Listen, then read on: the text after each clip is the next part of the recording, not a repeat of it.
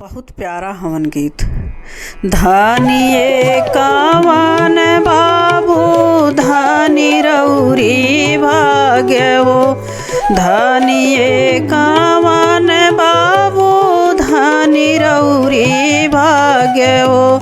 रौरे अंगनाया हो बाबा पाँच विप्रखड़ हो, रौरे अंगनाया हो बाबा पाँच विप्रखड़ हो।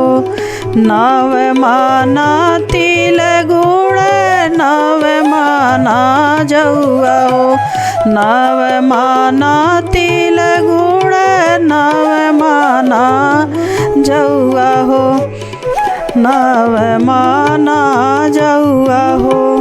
ओ हीरे जौआ कहावनी जे होला हो, ओ हीरे जौआ कहावनी जे होला हो। धनिए कवन बाबू धनी रौरी भाग्य हो, धनिए कवन बाबू धनी रौरी भाग्य हो।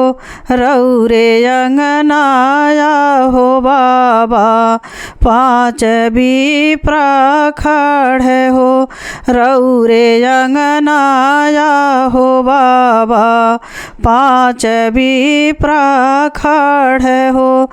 नव माना लकड़ी हो नव माना घिउआ हो, नव माना अमवा लकड़ी नव माना घिउआ हो। अरे वो ही लकड़िया कहावनी जे होला हो, अरे अमवा लकड़िया से हावनी जे होला हो। करे ये कवन बाबू धनी रौरी भाग्य हो, धनिए कवन बाबू धनी रौरी भाग्य हो। रौरे अंगनाया हो बाबा पाँच विप्रखड़ हो, रौरे अंगनाया हो बाबा पाँच विप्रखड़ हो, रौरे अंगनाया हो बाबा पाँच विप्रखड़ हो।